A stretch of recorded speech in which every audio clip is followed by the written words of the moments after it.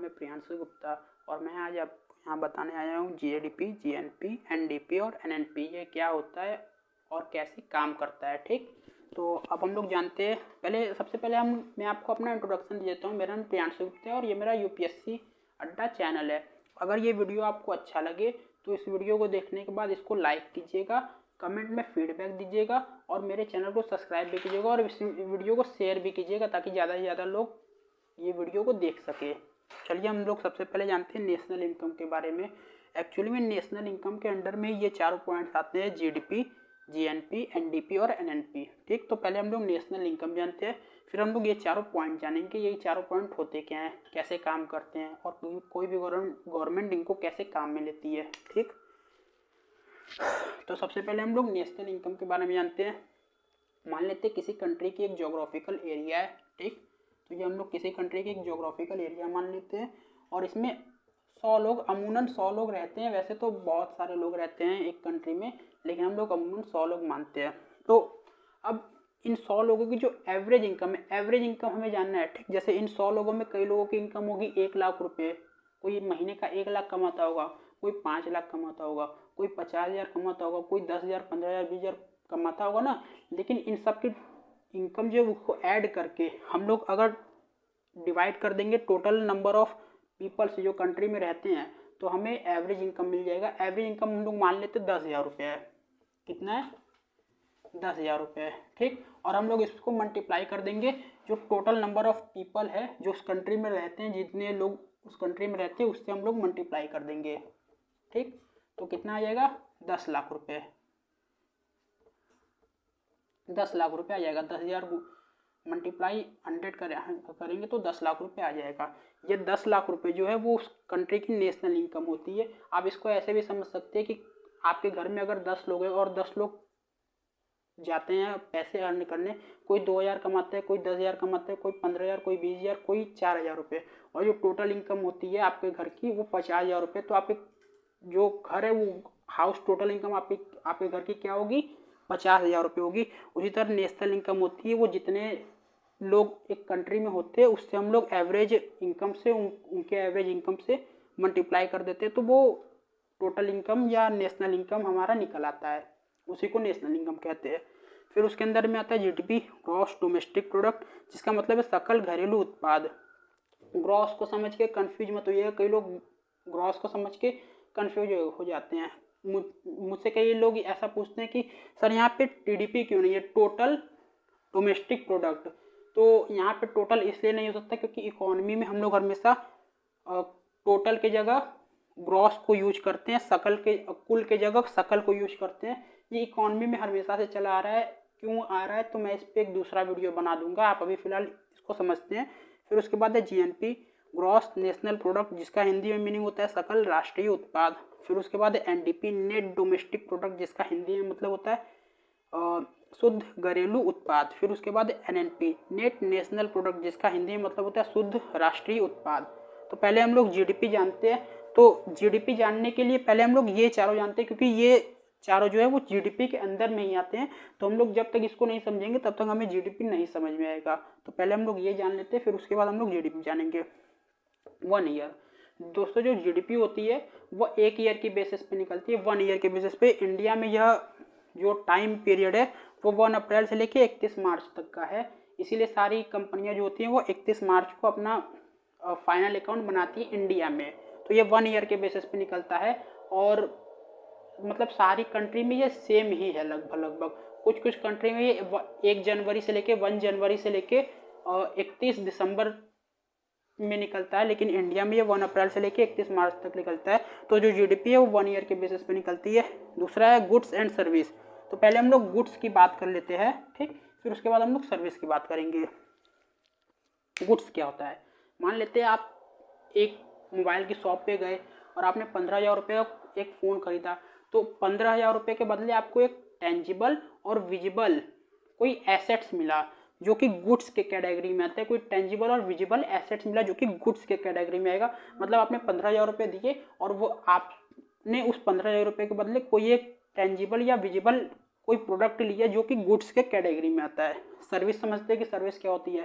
जैसे मान लेते कि आपने एक ओला कैब किया और ओला कैब बनारस से दिल्ली तक जा रहा था, तो बनारस से दिल्ली तक की दूरी आपने तय कर ली ओला से। तो ओला से करने के बाद अब आप क्या हुआ कि दिल्ली में पहुंचने के बाद आपको वो कोई टेंजिबल एसेट्स नहीं देगा, लेकिन उसने अपनी सर्विस दी आपको कुछ दी, जो कि सर्विस की कैटेगरी में आती है। जितनी भी ट्रांसपोर्ट से रिलेटेड सर्विस होती है और जितनी मतलब ट्रांसपोर्ट से रिलेटेड चीज़ें होती है वो सर्विस की कैटेगरी में आती है, चाहे वो रेलवे की चीज़ें हो, चाहे वो ओला की चीज़ें हो, या कोई भी दूसरी चीज़ हो, या फिर एयरलाइन की भी जो चीज़ें होती है वो भी सर्विस की कैटेगरी में आती है।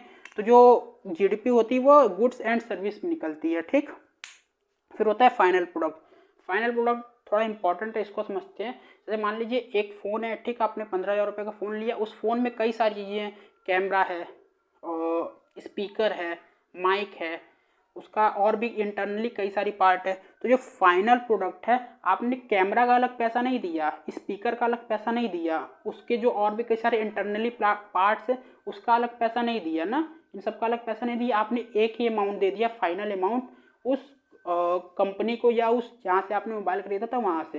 तो आपने अलग अलग अमाउंट नहीं दिया। तो फाइनल प्रोडक्ट या आउटपुट वही है कि आपने सभी पार्ट्स का एक बार में ही पैसा दे दिया, वो फाइनल प्रोडक्ट या आउटपुट है।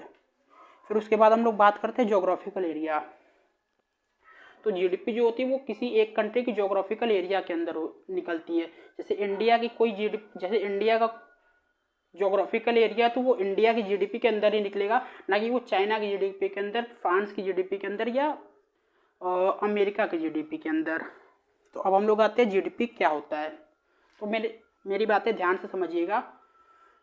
जीडीपी जो होती है वो 1 ईयर के बेसिस पे, एक मतलब पीरियड के बेसिस पे, एक ज्योग्राफिकल एरिया के अंदर निकलने वाला गुड्स एंड सर्विस का फाइनल आउटपुट होता है। क्या होता है? 1 ईयर के बेसिस पे एक ज्योग्राफिकल एरिया के अंदर निकलने वाला फाइनल गुड्स एंड सर्विस का जो आउटपुट होता है उसी को हम लोग जीडीपी कहते हैं।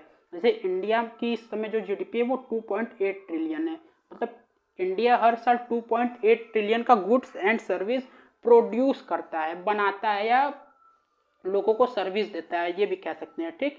क्या करता है? इंडिया हर साल 2.8 ट्रिलियन का जो गुड्स एंड सर्विस है, जो प्रोडक्ट है, वो बनाता है या उत्पाद करता है।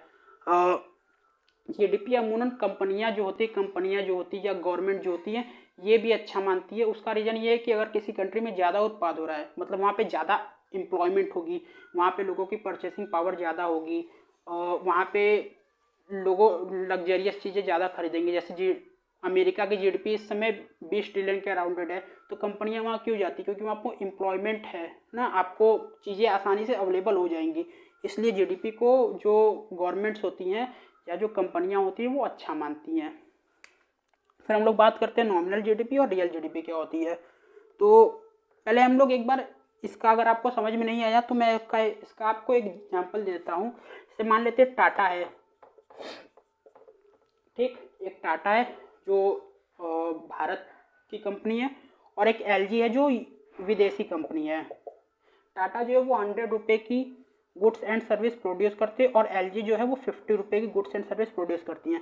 इसमें देखिए एक बात ध्यान रखिएगा कि कोई अगर विदेशी कंपनी है, अगर वो भारत में कोई चीज़ प्रोड्यूस कर रही है या अपनी सर्विस दे रही है, तो वो इंडिया की जीडीपी में आएगी, क्योंकि वो इंडिया के ज्योग्राफिकल एरिया के अंदर में आके चीज़ें प्रोड्यूस कर रही है ना, इंडिया के ज्योग्राफिकल एरिया में चीज़ें आके प्रोड्यूस कर रही है। इससे मतलब नहीं होता है कि वो कहीं भी बेचे, वो भारत के बाहर बेचे तो भी वो इंडिया की जीडीपी में ही आएंगी।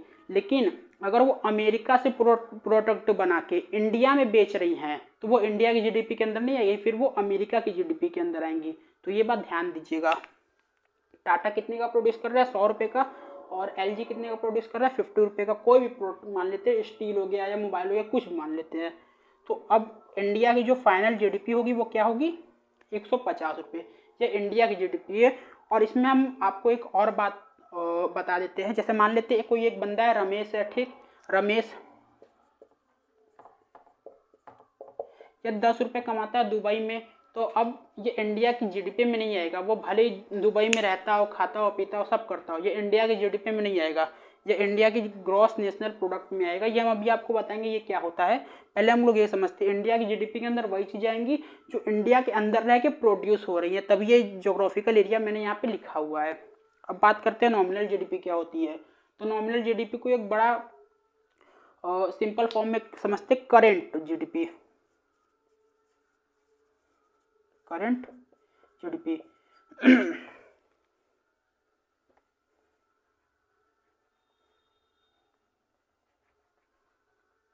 जो करंट ईयर का जीडीपी होता है वही होता है नॉमिनल जीडीपी, ठीक। जैसे हम मान लेते हैं नॉमिनल जीडीपी एक करंट ईयर, हम लोग 100 सेब प्रोड्यूस कर रहे हैं, ठीक। कितना सेब प्रोड्यूस कर रहे हैं? 100 सेब इस साल हम लोगों ने प्रोड्यूस किया है, और एक सेब की जो कीमत है वो 2 रुपये है, तो पूरे सेब की कीमत कितनी हो जाएगी? 200 रुपये। तो हमारी इस साल की जो जीडीपी है वो ऐसे 200 रुपये करके होती है। ये नॉमिनल होता है, ये करंट ईयर का बेसिस का जीडीपी होता है। और जो रियल जीडीपी होता है, रियल जीडीपी एक बेस लाइन का होता है, इसमें कई साल की जीडीपी इंक्लूड होती है। ये हम आपको बाद में बताएंगे, ये थोड़ा बड़ा है, इसमें थोड़ा ब्रॉड चीज़ें है, तो ये हम आपको बाद। तो मैंने अभी आपको जीडीपी बता दिया है, अब मैं आपको जीएनपी, एनडीपी और एनएनपी बताता हूँ। यहाँ पे जो आप इंटरफेस देख रहे थे, जो मैंने इरेज कर दिया है, यहाँ पे मैं कुछ चीज़ें लिखूंगा और उन चीज़ों को लिख के समझाऊंगा। तो अब हम लोग जीएनपी समझते हैं कि जीएनपी में क्या क्या चीज़ें होती हैं। मान लेते हैं यही टाटा की कंपनी, उसी साल एकदम सेम ईयर जिस तरह हम लोग जीडीपी निकालते उसी ईयर हम लोग जीएनपी, एनडीपी और एनएनपी पे निकालते। तो जो टाटा कंपनी है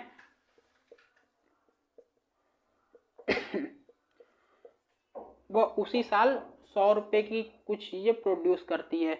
और रमेश है, अब एक बंदा है रमेश, वह दुबई में रह रहा है, ठीक। दुबई में रह रहा है और दुबई में रह के वह कमा रहा है, खा रहा है, लेकिन वह कुछ अपने पैसे यहाँ भी भेज रहा है, 10 रुपये मान लेते भेज रहा है, ठीक।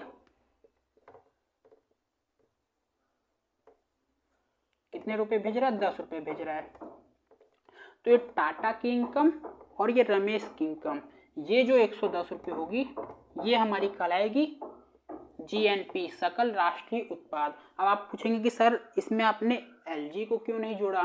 तो हमने एलजी को इसलिए नहीं जोड़ा कि एलजी विदेशी कंपनी है, वह जो पैसा कमाएगी यहाँ से वह कमा के अपने देश में ले जाएगी। तो एलजी जिस देश की कंपनी होगी वह उस देश की आय में और जीएनपी, सकल राष्ट्रीय उत्पाद में जुड़ेगा, वह इंडिया की जीडीपी में नहीं जुड़ेगा, क्योंकि वह इंडिया में पैसा रह नहीं रहा है ना, अब वो एलजी कंपनी कमा के ले गई है। उसी तरह रमेश है, तो रमेश दूसरे देश से पैसा यहाँ पे ले आ रहा है कमा के, तो वह इंडिया की सकल राष्ट्रीय उत्पाद में आएगा। इसको आप इस तरह से समझ सकते हैं कि जो हमारी एलजी थी वो हमारी राष्ट्रीय संपत्ति वाली मतलब राष्ट्रीय कंपनी नहीं थी, लेकिन जो रमेश और टाटा है वो हमारी राष्ट्रीयता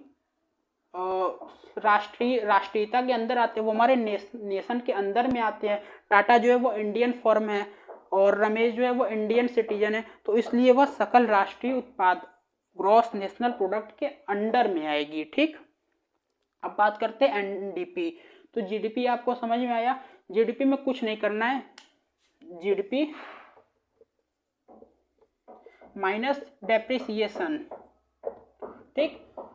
जैसे आप कहोगे कि सर ये डेप्रिसिएशन क्या होती है, तो मान लेते हैं ये मार्कर है, ठीक, हमने इसको 1 साल तक यूज किया, तो 1 साल के बाद क्या यह 20 रुपये की जो चीज़ है वह खरीद के 1 साल के बाद इस पर कुछ तो डेप्रिसिएशन लगा होगा ना, इसका मूल्य कुछ तो गिरा होगा ना। तो जो इसका मूल्य गिरता है, जैसे 20 रुपये की है, अब कुछ 1 साल बाद जो है 18 रुपये की, ऐसे नहीं कि ये 18 रुपये की बिकेगी, लेकिन 1 साल बाद हमने 1 साल तो यूज किया तो इसका मूल्य कुछ तो गिरेगा ना, या कुछ तो यूज हुआ होगा ना।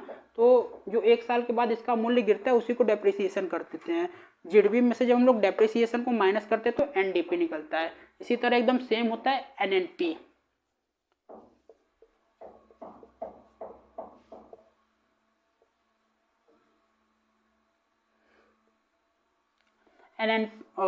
जीएनपी में से जब हम लोग डेप्रिसिएशन को माइनस करते थे तो एनएनपी निकल जाता है। ये मैंने गलत लिख दिया, सॉरी, जीएनपी होगा ना, जीएनपी माइनस डेप करेंगे तो एनएनपी आ जाएगा, डेप्रिसिएशन करेंगे तो एनएनपी आ जाएगा। बस यही कंटेंट था। आप लोग मुझे कमेंट में बताओ कि मैंने कैसा वीडियो बनाया है। इस वीडियो को लाइक करो, शेयर करो और मेरे चैनल यूपीएससी अड्डा को प्लीज़ सब्सक्राइब करो। Thank you so much. मुझे आपके सपोर्ट की सख्त ज़रूरत है, तो प्लीज़ मेरे चैनल को सब्सक्राइब करो। Thank you.